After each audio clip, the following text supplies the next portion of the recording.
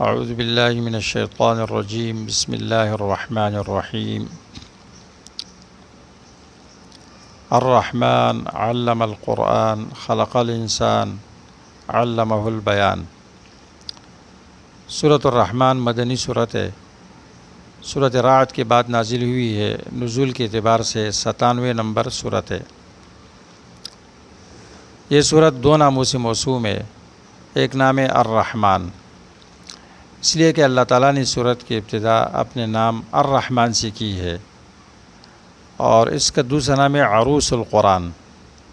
یہ دلہا کی طرح خوبصورت ہے، عروس القرآن۔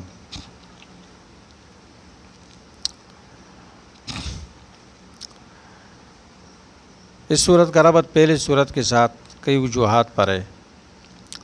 نمبر ایک، پہلی سورت میں تخویب بشارت دونوں اخروی تھی اجمالاً، اور اس صورت میں دونوں تفصیلاً ذکر کیے گئے، تخویب بھی بشارت بھی۔ نمبر دو، پہلی صورت میں اس بات کا ذکر تھا کہ ہر چیز کو ہم نے اندازی سے پیدا کی ہے، انا کل شیء خلقناہ بقدر۔ تو اس صورت میں یہ ذکر کیا جاتا ہے کہ وہ رحمان ذات ہے،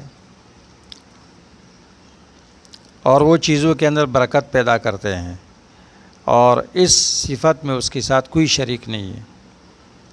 نمبر تین، پہلی صورت میں 4 مرتبہ یہ ذکر کیا گیا تھا وَلَقَدْ يَسَّرْنَا الْقُرْآنَ لِلذِّكْرِ فَهَلْ مِن مُدَّكِرٍ۔ ہم نے قرآن کو آسان کیا ہے کوئی نصیحت حاصل کرنے والا؟ ہم نے قرآن کو آسان کیا ہے، الفاظ کو پڑھنے کے لیے آسان کیا ہے، اور اس کے مقصد کو سمجھنے کے لیے آسان کیا ہے، اس کے احکامات کو عمل کرنے کے لیے آسان کیا ہے۔ اس صورت میں اس آسانی کی وجہ بیان کی جا رہی ہے، اور وہ یہ ہے کہ رحمان نے قرآن سکھایا۔ قرآن اس لیے آسان ہے، الرحمن علم القرآن، رحمان نے قرآن سکھایا اور بیان سکھایا، تو اس لیے یہ آسان ہے۔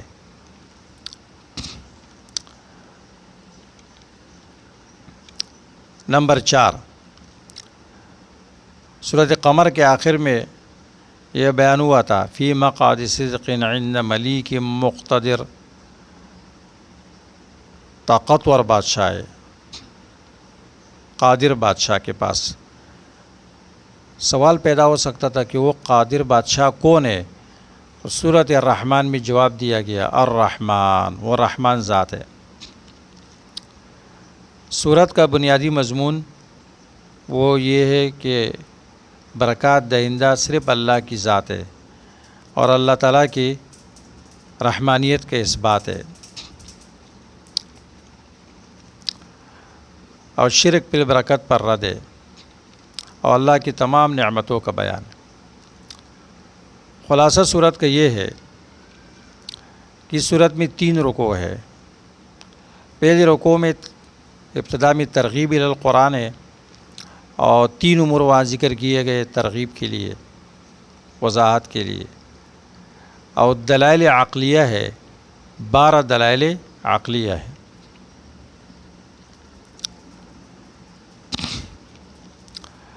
دوسری رکوع میں تخویف ہے، اور تیسرے رکوع میں پھر بشارت کا بیان ہے۔ سورت کی امتیازات، خصائص۔ سورت میں رحمانیت کی تفسیر ہے، الرحمن، اللہ رحمان ہے، تو اس کی وضاحت ہے۔ نمبر 2، دنیاوی نعمتوں کی تفصیل ہے 8 اقسام کے ساتھ۔ نمبر 3، اخروی نعمتوں کی تفصیل ہے۔ نمبر 4، فَبِأَيِّ آلَاءِ رَبِّكُمَا تُكَذِّبَانِ کا جملہ اس میں 31 مرتبہ آیا ہے۔ اور نمبر 5، اس میں احوال جہنم کی تفصیلات ہے۔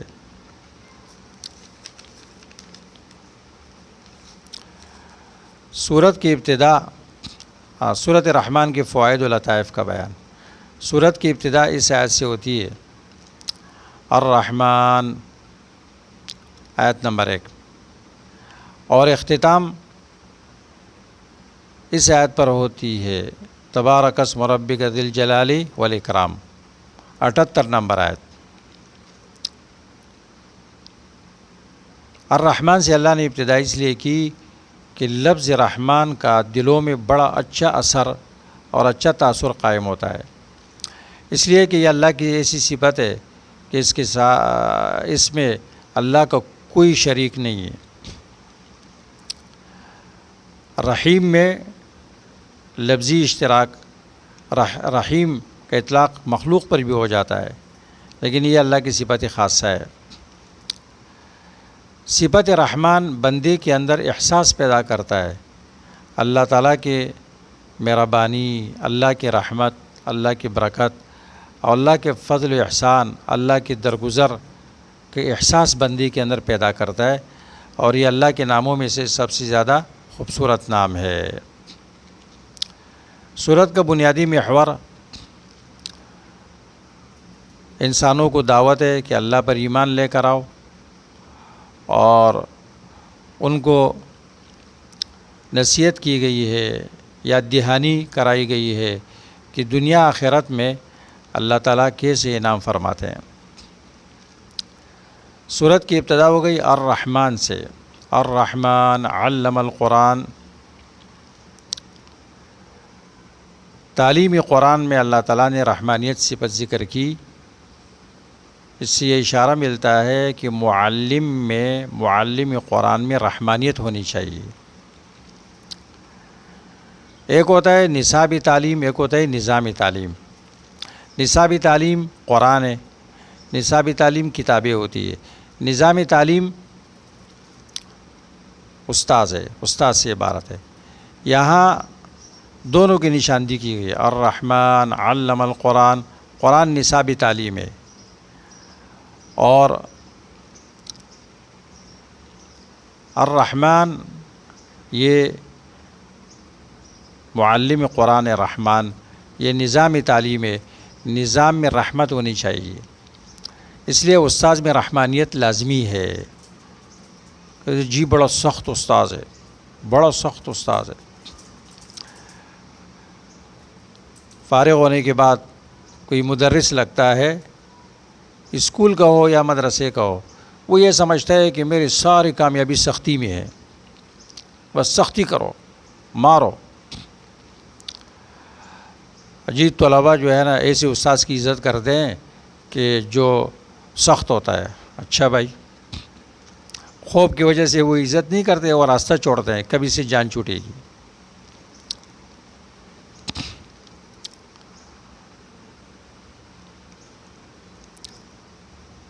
الرحمن علم القرآن، یا اللہ نے یہ نہیں فرمایا الجبار علم القرآن، القہار علم القرآن۔ اس میں اشارہ ہے کہ استاذ کے اندر نرمی ہونی چاہیے، جو سخت استاد ہوتا ہے اس سے طلبہ استفادہ نہیں کر سکتے ہیں، بلکہ جہاں وہ نظر آتا ہے تو وہ ادھر ادھر بھاگتے ہیں، اور نہ ان کے قریب آتے ہیں، نہ ان سے سلام کرتے ہیں، نہ اس سے مشورہ کر سکتے ہیں، نہ ان کے ساتھ بیٹھ سکتے ہیں۔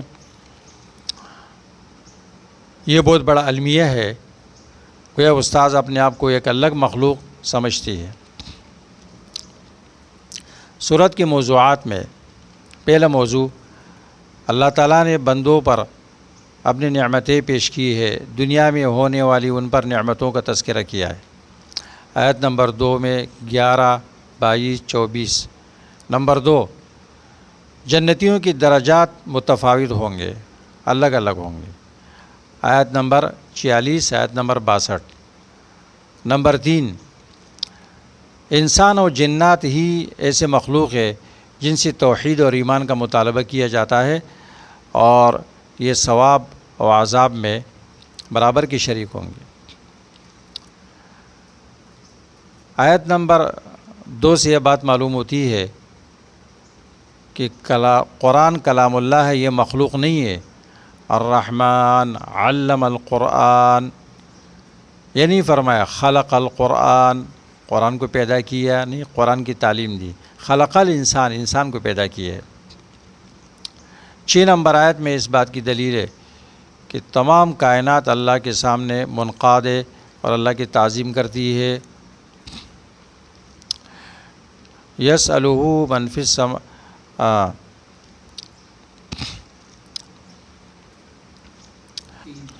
النجم والشجر یسجدان، تمام کائنات اللہ کے سامنے سجدہ ریز ہے، اس کی تعظیم کرتی ہے۔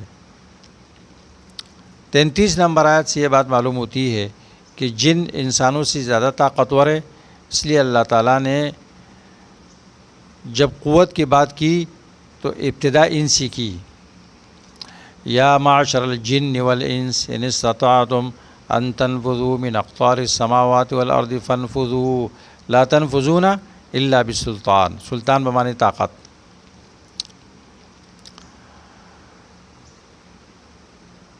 لیکن اس کے مقابلے میں انسان جنوں سے زیادہ عالم ہے، بڑے عالم ہے، کیونکہ اللہ نے یہ فرمایا خلق الانسان علمہ البیان، یہ نہیں فرمایا خلق علم الانس والجن البیان، جنات و انسان کو بیان سکھایا نہیں، انسان کو سکھایا، علم انسان کا زیادہ ہے۔ 46 اور 62 نمبر آیت میں اس بات کا بیان ہے کہ اللہ تعالیٰ نے اہل ایمان میں سے ہر ایک کے لیے 2 جنتیں تیار کی ہے، کیونکہ ایک مومن کی اپنی جنت اور ایک کافروں سے میراث میں ملنے والی دوسری جنت۔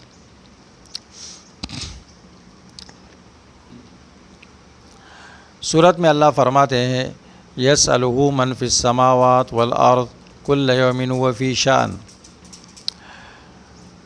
اللہ سے سوال کرتی ہے وہ تمام مخلوقات جو آسمانوں میں جو زمینوں میں ہے، تمام مخلوقات اللہ کی در کی سوالی ہے۔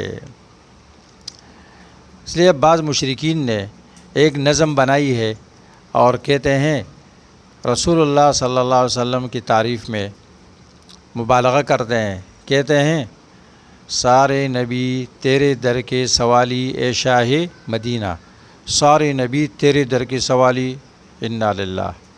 اللہ فرماتے ہیں تمام مخلوقات اللہ کی در کی سوالی ہے۔